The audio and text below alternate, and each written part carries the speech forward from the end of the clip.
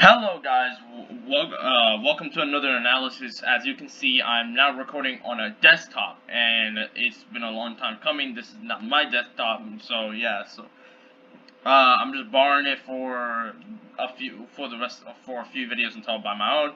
But right now, this is what I have. So yeah, as you can see, I have now this. There's a lot of important information. We're gonna be talking about what happened in the Russian Free Army Legion incursion, and what's happening on the Bakhmut and Zaporozhia, Nolovika. The regular, what you have to report and what's been happening in the few last days. So let's start on the incursions on the Kursk and Belgorod borders. So let's start into Ninko in the Kursk area. As you can see, we have three icons. So right in the morning of the 14th of March, there was reports of Ukrainians with the support Free Russian rebels with the support of Ukrainian artillery hitting and shelling the Doninka village, where some elements of the 380th Territorial Motor Rifle Regiment resides. That is, let's get this out of the way because I have Telegram open. That's these people right here. These guys, the 300 Territorial Motor Rifle Brigade.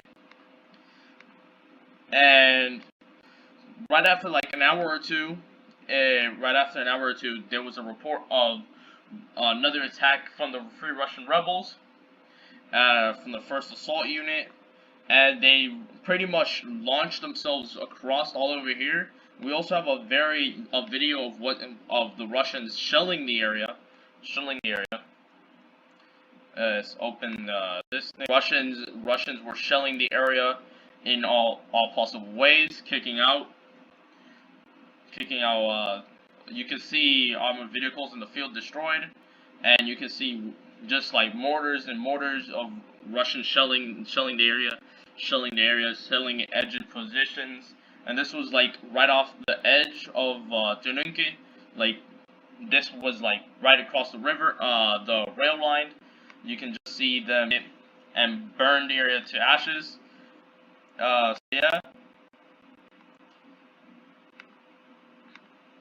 yeah, that's was geolocated right around here. Right around here on this street, on this street and this street over here, where you can see Ukrainians. You can see the fields here. You can see the street that was being bombed and hit. So yeah, and after that, you can Russian reports of Ukrainian Free Russian legionaries retreating back to Reveliska and back to the area of origin. So yeah, that's for this. If we go further down south across to the Belgorod border, where things get a lot more interesting. So we have some report. This is literally a fog of war right now. Very fog of war.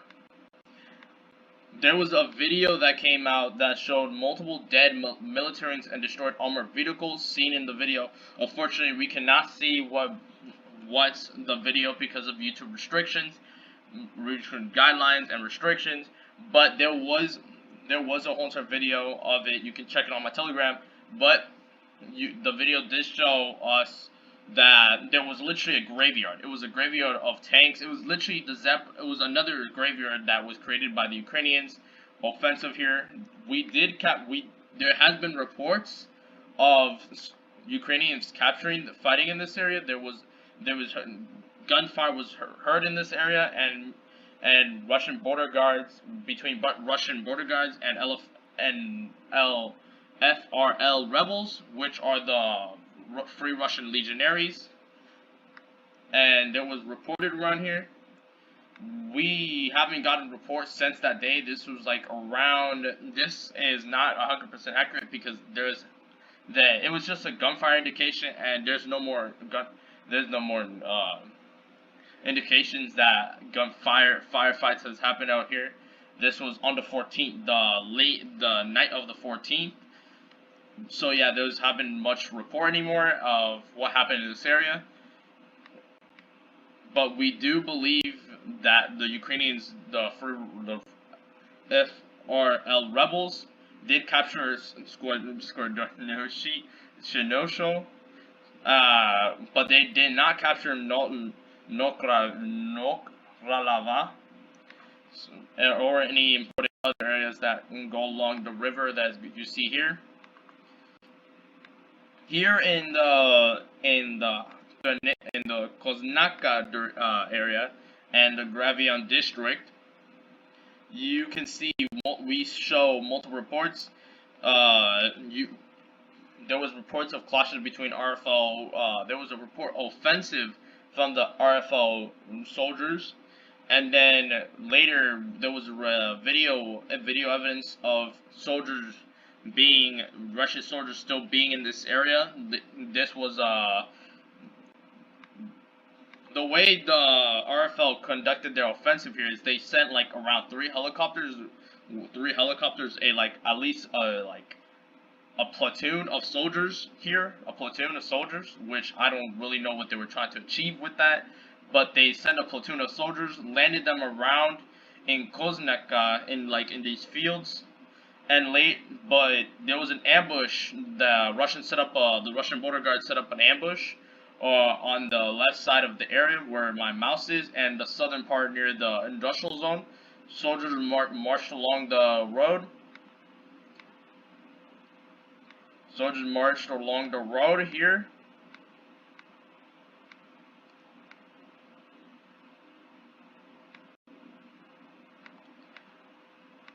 And marched down here. But Russian soldiers went around here. And attacked from both southern areas. And encircling soldiers, rebels around here in this area in Koznica, and there's still reports of clashes around this area, but reports do suggest that RFL have been eliminated or captured. And on the 15th, it was Ryby reports that the 2nd Special Forces Brigade, which was sent to this area to clear out troops, has wiped out the RFL rebels and took control after 3 days of clashes. So yeah, this was right in 3 days later. That this was on the 12th of March. 12th of March. And so that's it for this area. Actually, wait. I didn't mark this I didn't mark this because I was watching a video of DPA, the Defense Politics Asia, and he was watching another more famous Ukraine YouTuber, who I do not know personally if he's either pro-Ukrainian or neutral or he's not pro-Russian, but he's either pro-Ukrainian or neutral. It's hard to know, but he did an incredible claim talking about how Ukrainians have captured most of this, all of this. I'm about to show it how much he says Ukrainians have captured.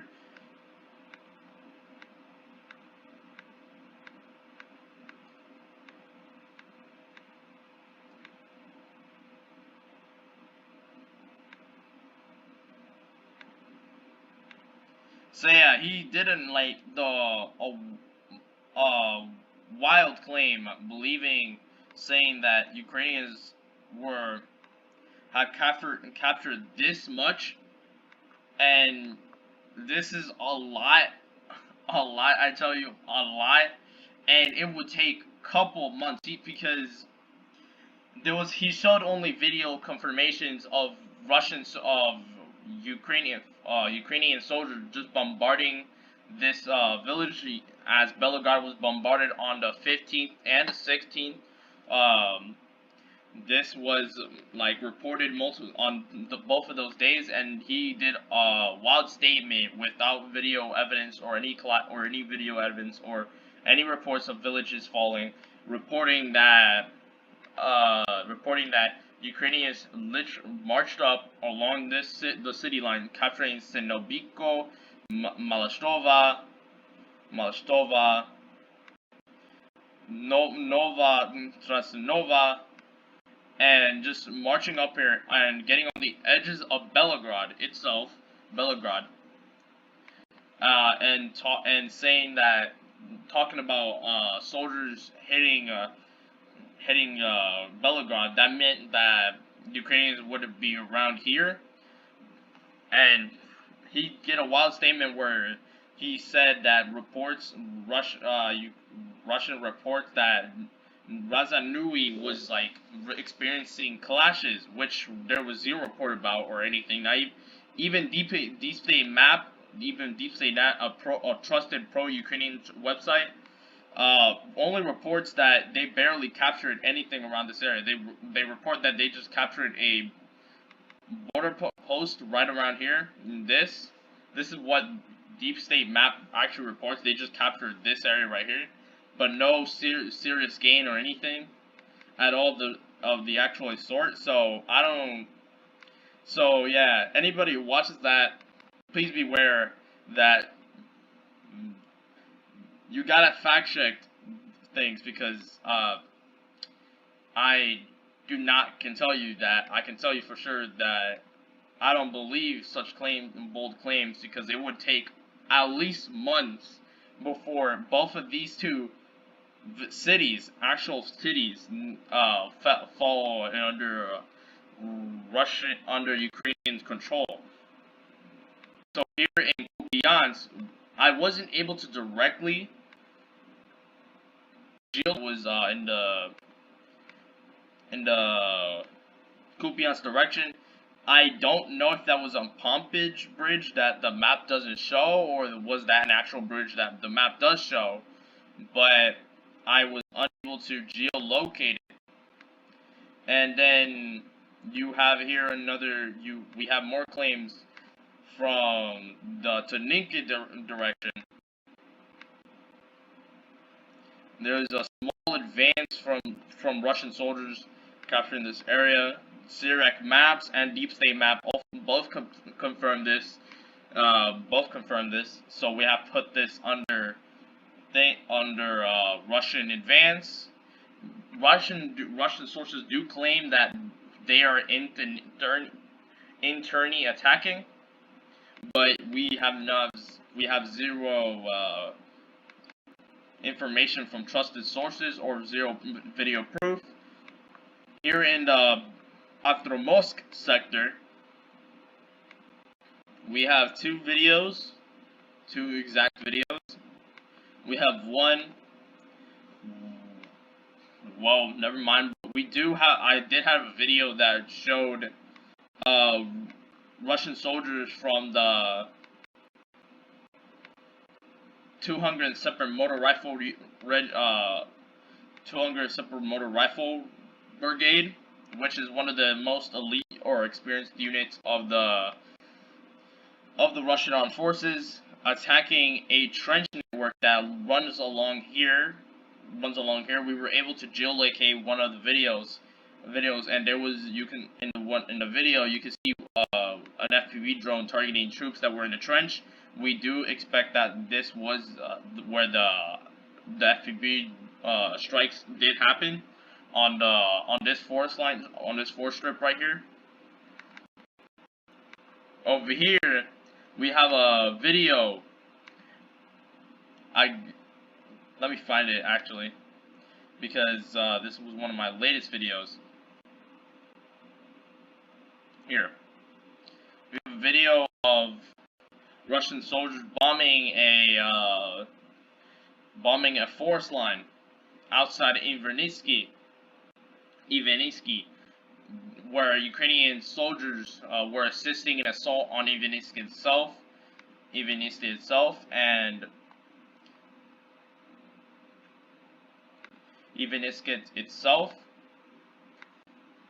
and so we have what was reported right around here in this area, right over here. The geolocation wasn't very accurate, but we were able to find out that was around in the Invaniske direction. That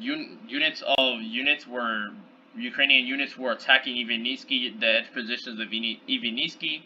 So this means that the Russian soldiers were able to capture the rest of Invaniske itself, and now the Ukrainians failed to do a counterattack in this area. Now, if we go down to the Advika sector, or the Donetsk front, if you like to call it, there was a video. Rybar reports that there was.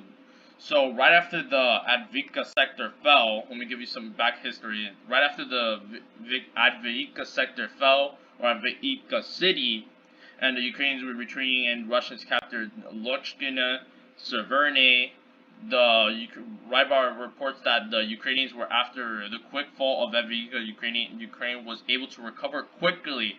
It was unexpected from Ukraine to recover and reinforce the weakened positions, and was able to hold the line. And it was also reported that Ukrainians gathered up 15 brigades. That meant they grabbed brigades from the Zaporozhye, from Volodar, from the Bakhmut, from Kupiansk, from the Cherney area, or whatever you like to call that area, and got them around here to hold this line, which would have been devastating for the Ukrainians, because this would have put them up if Russians continued pushing further and further. They would have eventually the Ukrainians would eventually have to fight for Pokrovsk. Sorry for the bad Russians, or the bad pronunciation of any of this. And this would have been one of the last remaining strongholds of the Ukrainians until the Russians reached the Donetsk border that connects this area to Dnipronetsk Oblast. This would also allow Russian soldiers to flank Kramatorsk and Savryotsk by going along this road.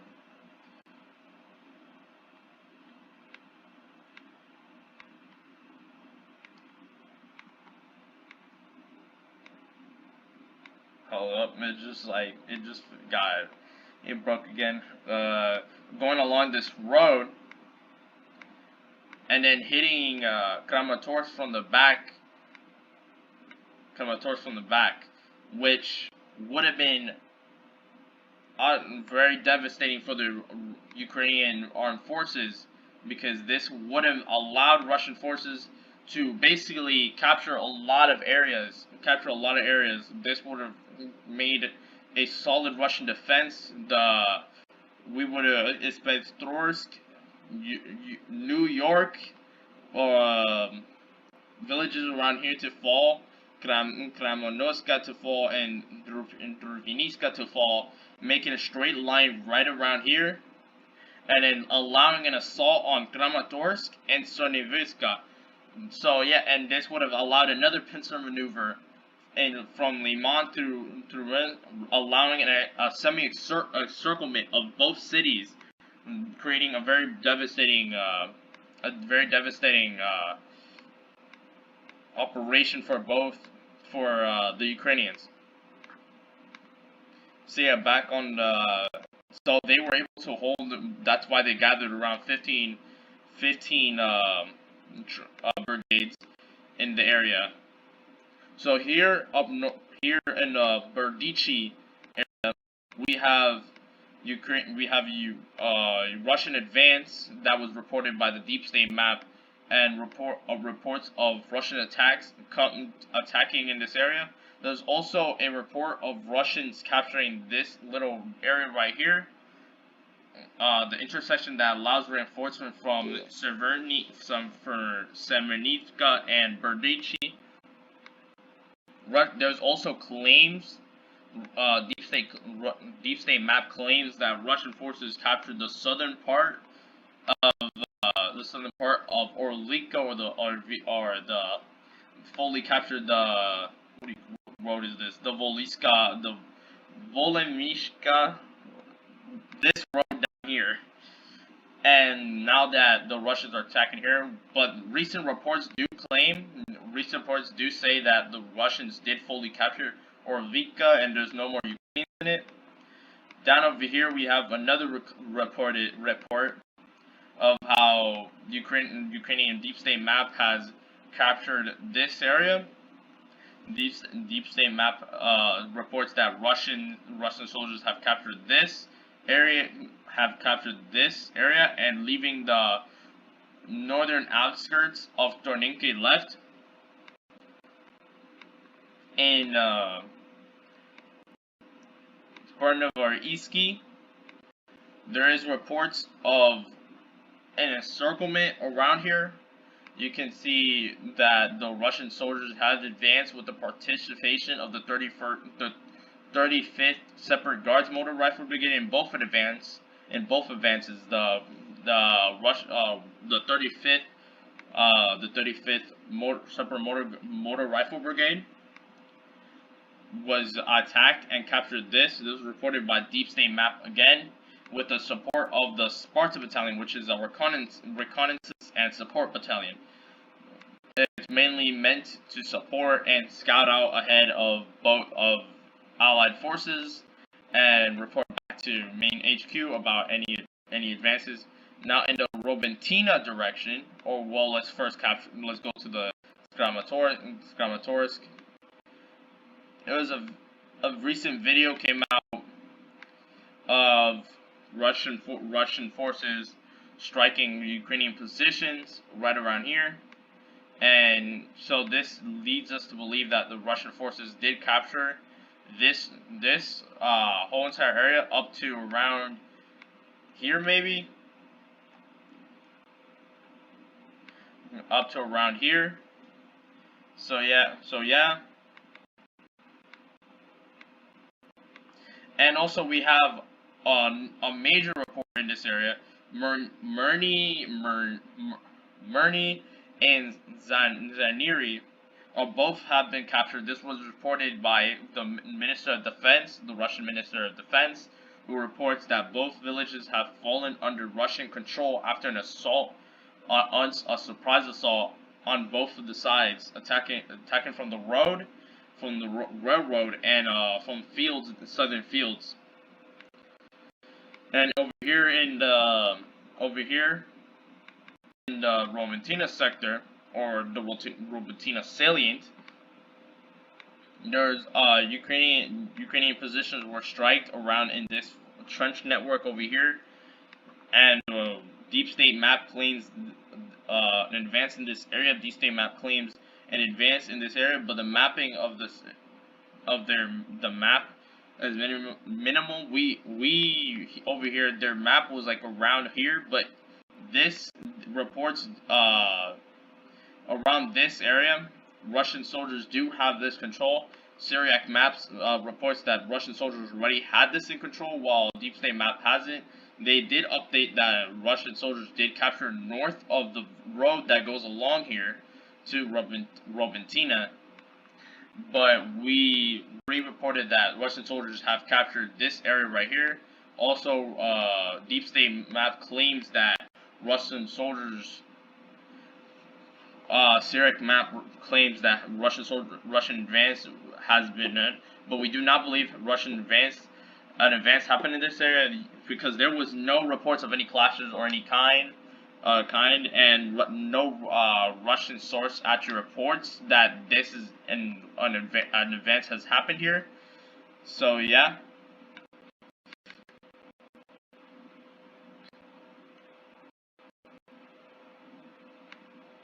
So guys, I hope you liked the video. This video was quite long. This video was quite long, very long actually, 26 minutes. This was one of my first videos that actually on desktop, and I'm just learning how to do it. I did with my voice. The video may come out very shaky, but I hope you did enjoy the analysis I gave you. And goodbye.